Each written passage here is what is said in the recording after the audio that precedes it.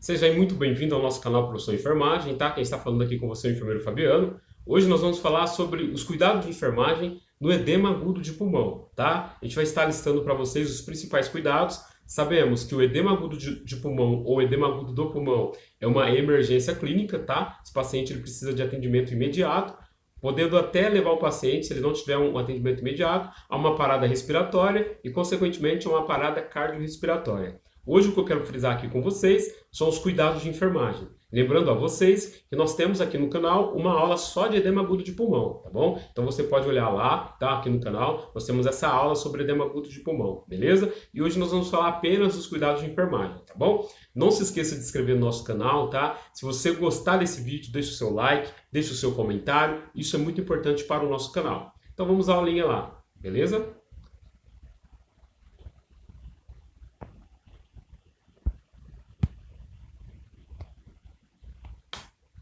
Só um instantinho que teve um probleminha aqui, nós já vamos passar o slide. Exato. Beleza. Conforme o Salom e Paranhos, em 2013, as ações de enfermagem, organização e provimento de recursos materiais humanos, mas também descrevem outros cuidados como os cuidados ditos, né, ou prescritos, né, por Salom e Paranhos. Posicionar o paciente sentado, elevando a cabeceira a 60 ou 90 graus, deixando os membros inferiores pendentes, assim reduzindo o retorno venoso e proporcionando máxima expansão pulmonar. Antigamente, nós tínhamos duas sangrias para o edema agudo de pulmão. Os médicos eles usavam a sangria branca e a sangria vermelha. A sangria branca funcionava da seguinte forma: colocava-se 3 garrotes no paciente no sentido horário e a cada 5 minutos ia afrouxando um garrote e outro garrote. Isso ia rodando como se fosse um relógio no sentido horário. Essa era a sangria branca. E nós conhecemos a sangria vermelha, que diz a história, que era funcionado uma bocado de 14 no paciente e era eliminado até 300 ml de sangue desse paciente, tá? Na sangria, tá bom? Posicionar o paciente em Fowler alto, tá? Muito importante também. Instalar máscara facial de oxigênio com reservatório, selecionando um fluxo de 10 litros por minuto. Aspirar as secreções, se necessário, para manter as vias aéreas permeáveis. Funcionar e manter acesso venoso calibroso e pérvio, porém com gotejamento mínimo para evitar a sobrecarga volêmica. Então o paciente que ele está com edema agudo de pulmão, ele já tem uma sobrecarga cardíaca ali. Então a gente não vai infundir grande quantidade de volumes, mas é necessário que nós tenhamos um ótimo acesso venoso, porque se necessário, precisar fazer volume diante de uma parada cardiorrespiratória, né, diante um choque hipovolêmico, a gente já tem esse acesso para poder estar administrando, tá bom?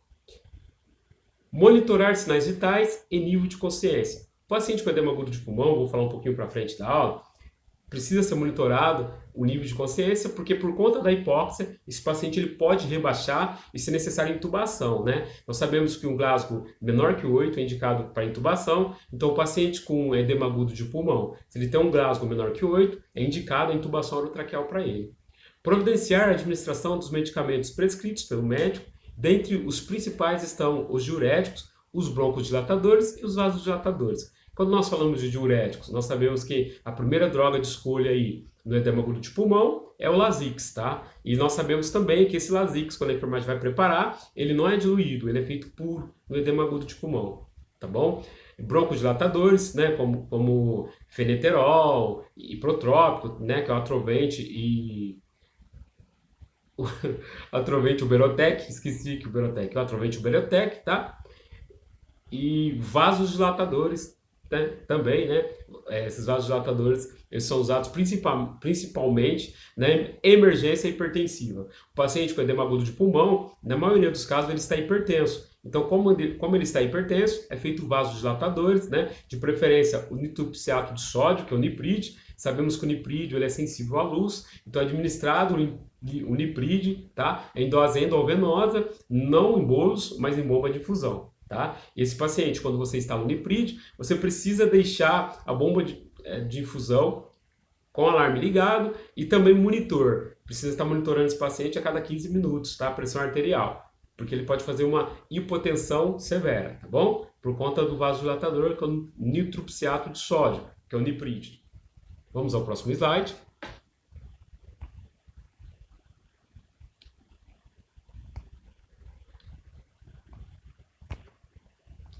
Instalar controle hídrico. Instalar sondagem vesical para melhorar o controle do débito urinário e verificar e comunicar sinais de hipovolemia. Controle hídrico rigoroso, tá? Tudo que entrar e tudo que sai precisa ser anotado desse paciente. Tranquilizar o paciente e assegurar que a melhor clínica ocorrerá em pouco tempo, né? O que acontece? O paciente no edema agudo do pulmão, ele vai sentir como se ele estivesse afogando, né? O pulmão dele está encharcado, ele sente como se estivesse afogando. Então a gente precisa acalmar esse paciente, falar para ele que em poucas horas, com certeza, ele já vai estar bem melhor. Manter o carrinho de emergência preparado o mais próximo possível do paciente. Aquilo que eu falei para vocês. Esse paciente, ele corre o risco de ter uma parada cardiorrespiratória, tá? Ele fazer uma parada respiratória e, consequentemente, fazer uma parada cardiorrespiratória. Então, o carrinho de emergência com ambu, laringoscópio, adrenalina, noradrenalina, bicarbonato, esse carrinho deve estar ali próximo ao paciente, tá? Auxiliar no processo de intubação do paciente, caso se faça necessário. Aquilo que eu falei para vocês. Se ele rebaixar um Glasgow menor que 8, ele vai ser intubado. Então, é necessário, né? A gente está auxiliando ali, proporcionando para o médico um tubo de 7,5 a 8,5, né? Quando é um paciente adulto, tá bom? Vamos para o próximo slide. Hoje está uma benção aqui para passar esses slides, tá travando toda hora. Mas vamos lá para o próximo slide. Outra recomendação muito valorizada por Knoebel 2006 é a monitorização da frequência cardíaca, a frequência respiratória, da pressão arterial e do nível de consciência, tendo em vista o uso da morfina na grande maioria dos casos, que tem como efeito colateral a taquicardia, a hipotensão e o risco de depressão respiratória e sedação. Então, quando a morfina ela é feita para melhorar a circulação, a volemia cardíaca, né? Então, esse paciente ele pode rebaixar, né? Ele pode ficar deprimido. Então, é necessário que a gente monitore tanto a frequência respiratória quanto a pressão arterial e como o nível de consciência, tá bom? E a frequência cardíaca. Autores como Brunner e Soldado, 2009, e Diogenes et al., 2008, enfatizam o diagnóstico de enfermagem como parte fundamental no plano de cuidado a ser traçado pelo enfermeiro na assistência a este paciente e destaca alguns como. Então nós vamos falar sobre alguns planos de cuidado, tá? De acordo com o Brunner, tá bom?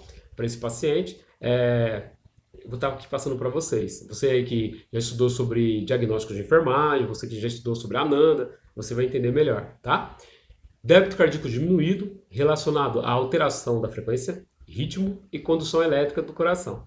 Contratilidade alterada do miocárdio, mudanças estruturais como defeitos valvulares.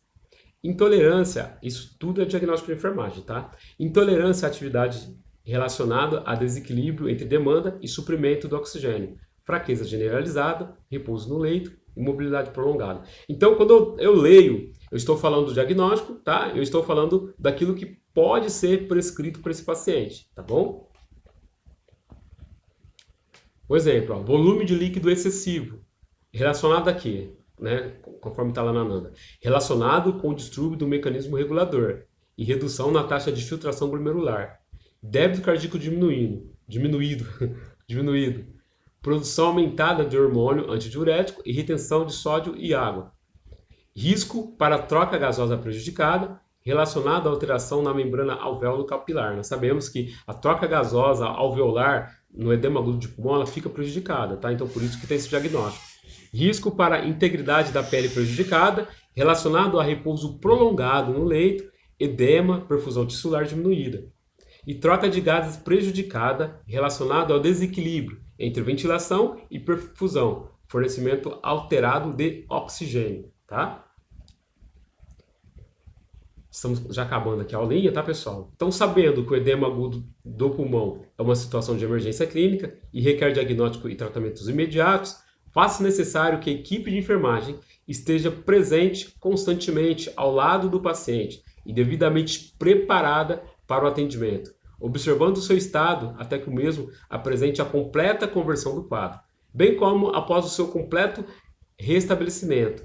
Daí a importância da equipe estar cientificamente e tecnicamente preparada para assistência rápida e eficaz, garantindo assim ao paciente o conforto e segurança no restabelecimento, bem como na sua saúde posterior ao edema. Então, é muito importante nós sabermos dar o atendimento de enfermagem necessário a esse paciente com edema agudo de pulmão, tá bom?